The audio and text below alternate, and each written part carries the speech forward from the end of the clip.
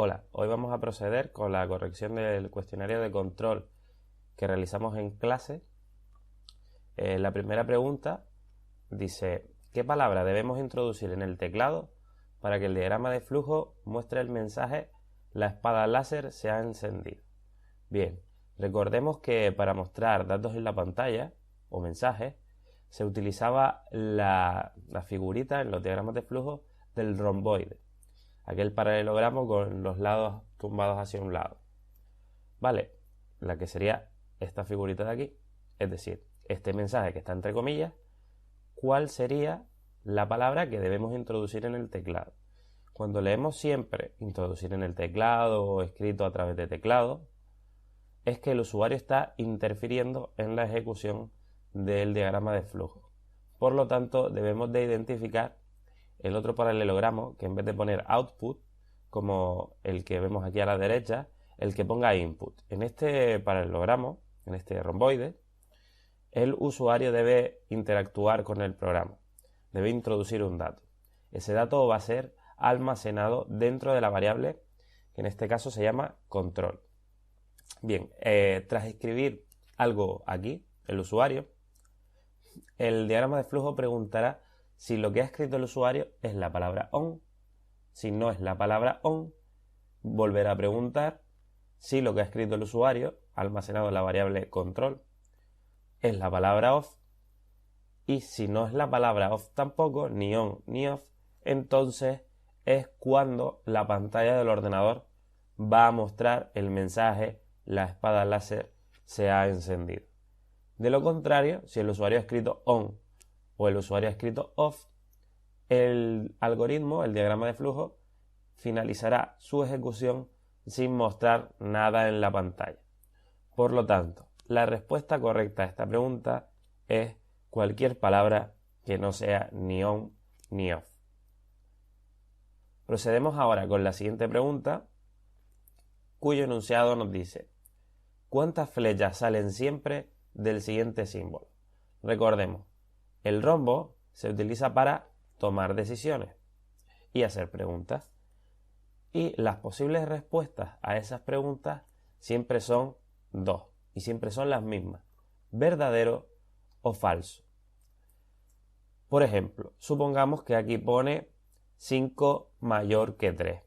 Entonces, si 5 es mayor que 3, teniendo dos posibles respuestas, verdadero y falso, como 5 es mayor que 3, la respuesta sería verdadero y el rombo tomaría la dirección de verdadero.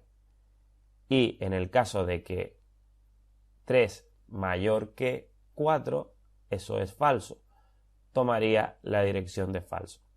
Muy bien, entonces podemos decir que siempre salen dos flechas del rombo, la de verdadero y la de falso.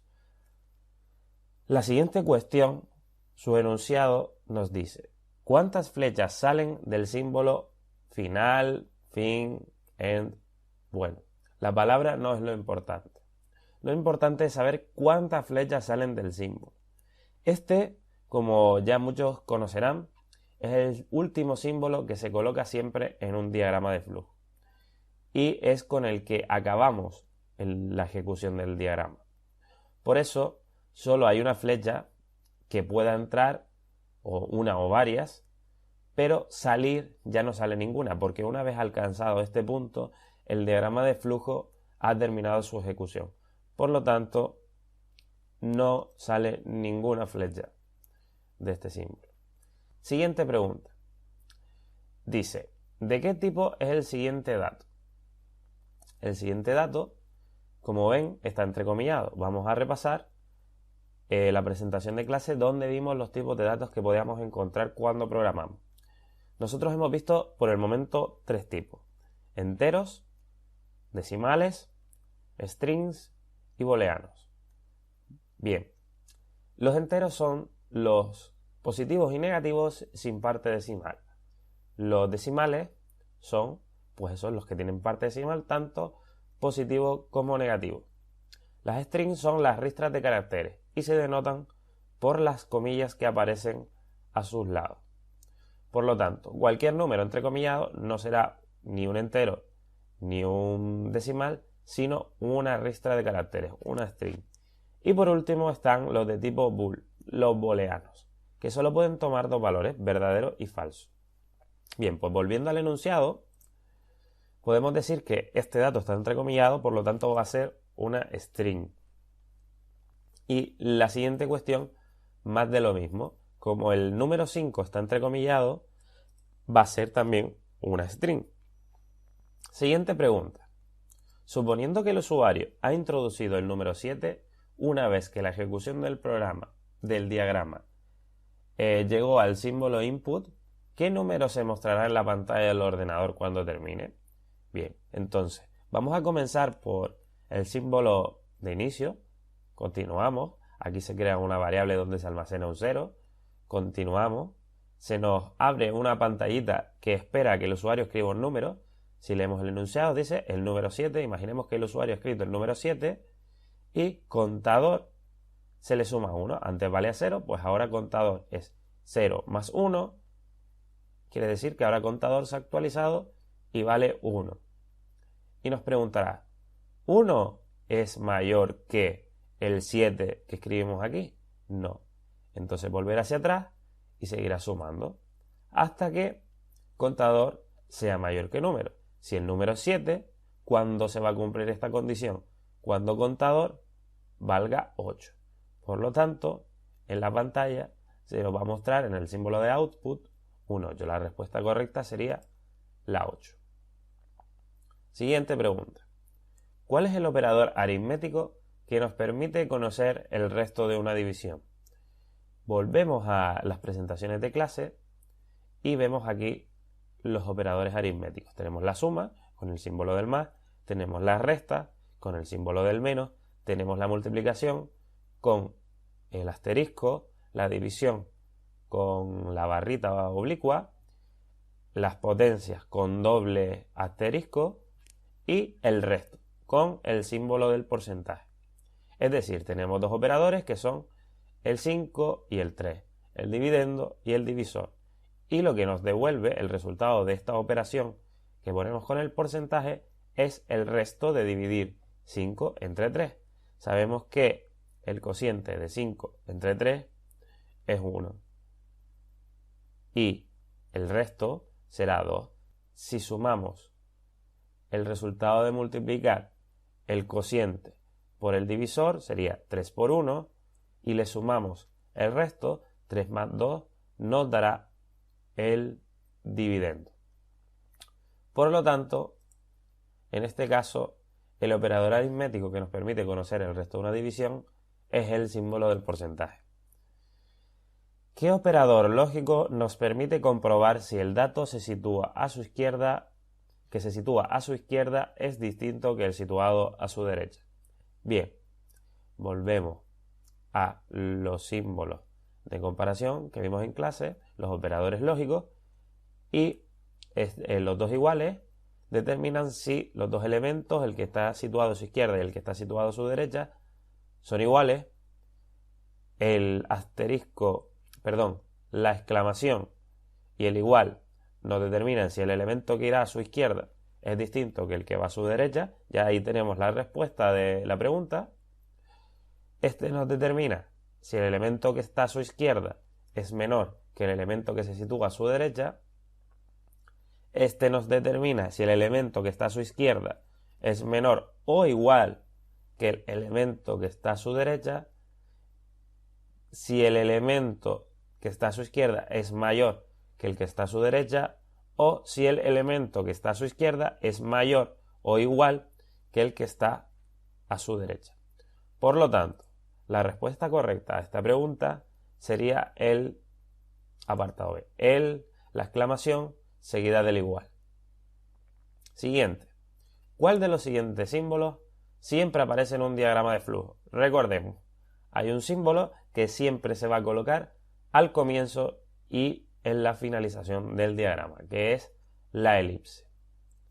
Y dentro se escribirá en un caso inicio y en otro caso fin. Por lo tanto, la respuesta a esta pregunta es la elipse. Bien. Establece el orden correcto que deben seguir las etapas para resolver un problema de programación. Volvemos a nuestras presentaciones de clase y encontraremos este diagrama que nos dice etapas para resolver un problema. Analizar el problema, diseñar un algoritmo, traducir el algoritmo y depurar el programa. Cuando analizamos el problema, lo que hacemos es leer los datos que nos ofrece el enunciado y saber interpretarlo. El siguiente paso sería diseñar un algoritmo, que sería diseñar un diagrama de flujo. El tercer paso sería traducir ese algoritmo, ese diagrama de flujo, a un lenguaje que el ordenador pueda entender. Eso lo haremos más adelante cuando veamos el lenguaje de programación Python. Y por último, depurar el programa, que sería ejecutarlo para ver si los resultados que nos aparecen en pantalla son los que nosotros esperábamos.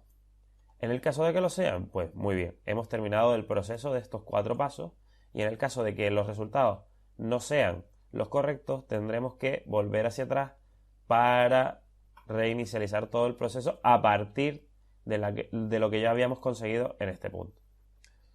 Por lo tanto, la primera etapa es analizar el problema, la segunda es diseñar un algoritmo, la tercera es traducir el algoritmo y la cuarta es depurar el programa.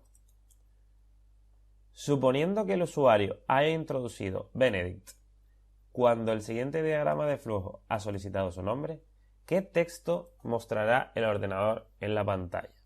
Bien, comenzamos por aquí, inicio, el usuario introduce un dato, en este caso su nombre, Benedict, y en una variable que hemos creado que se llama nombre, que es la misma que el usuario ha escrito anteriormente, va a poner me llamo más nombre. Es decir, en esta variable va a guardar me llamo Benedict, porque es lo que él escribió aquí. Pero si nos fijamos después en output, nombre, que debería ser el nombre de la variable, aparece entrecomillado. Y por lo que hemos dicho anteriormente, siempre que algo aparece entrecomillado, quiere decir que es una string y que se va a mostrar tal cual aparece en la pantalla. Por lo tanto, no va a extraer el contenido de la variable que es me llamo Benedict, sino que va a mostrar en la pantalla esta palabra tal cual, nombre. La respuesta correcta sería la C, nombre. ¿Qué operador lógico nos permite comparar si el dato que se sitúa a su izquierda es mayor o igual que el situado a su derecha? Bien, mayor o igual que vimos antes, todos los operadores lógicos para comparar dos variables o dos valores. Mayor o igual sería mayor o igual. No creo que aquí ya necesitemos más explicaciones porque lo hemos hablado en una de las preguntas anteriores. ¿De qué tipo es el siguiente dato? True. Bien, como vemos, en este caso no está entrecomillado. Por lo tanto, en este caso sí es un booleano. Siguiente. ¿Qué mostrará la pantalla del ordenador después de ejecutar el siguiente diagrama de flujo? Empezamos por inicio, creamos una variable en la cual almacenamos un 0 dentro. Esta misma variable que acabamos de crear con un 0 dentro, le vamos a asignar un nuevo valor, que es el que ya contenía más 1. El que ya contenía era 0, 0 más 1 es 1. Y 1 lo vamos a asignar a la variable. Por lo tanto, el número en este punto vale 1.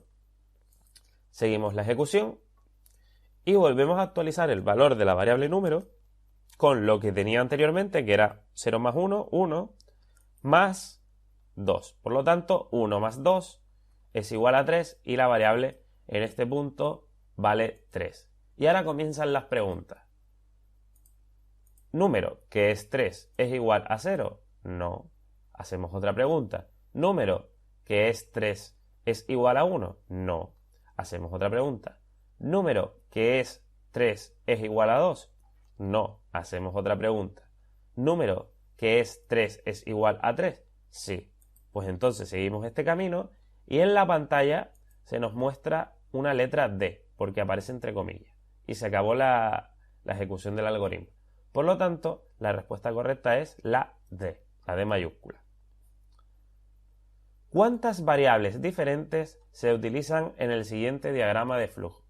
Recordemos, las variables, cuando creamos diagramas de flujo, las podemos encontrar, en este caso, dentro de los símbolos de entrada y salida.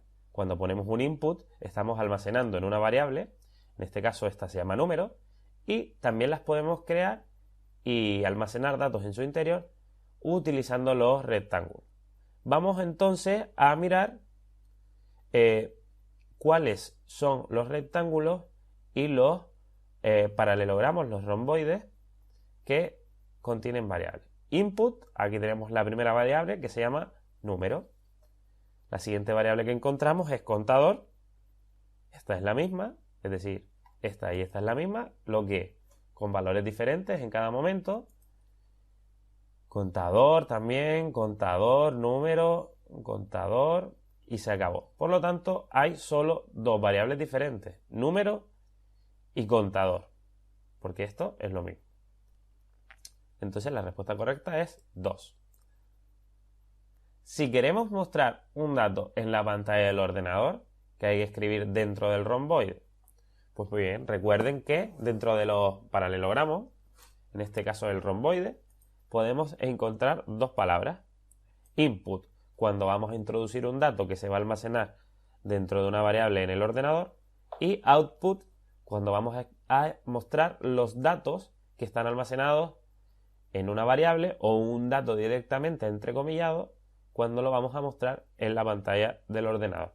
Por lo tanto, si queremos mostrar un dato en la pantalla, tendremos que escribir output, que es una operación de salida, out. Siguiente, ¿cuál es el símbolo que permite al usuario introducir un dato a través de teclado si escribimos en su interior la palabra input? Pues más de lo mismo. Otra vez, el romboide, escribiendo input y debajo irá el nombre de la variable donde queramos guardar el dato. ¿De qué tipo es el siguiente dato? 25,5. Recordemos la presentación de clase. 25,5. Los números con parte decimal son float, que son los decimales. Bien, pues entonces la respuesta correcta será float. Siguiente. ¿Qué número se guardará dentro de la variable llamada var1 tras ejecutar el siguiente símbolo? Recordemos que la variable var1 es la que se sitúa a la izquierda del igual y luego vemos que aquí está el símbolo del porcentaje, que era el de calcular el resto, es decir, el resto de la división de 25 entre 4. Dividendo 25 divisor 4. 25 entre 4 es 6. 6 por 4, 24.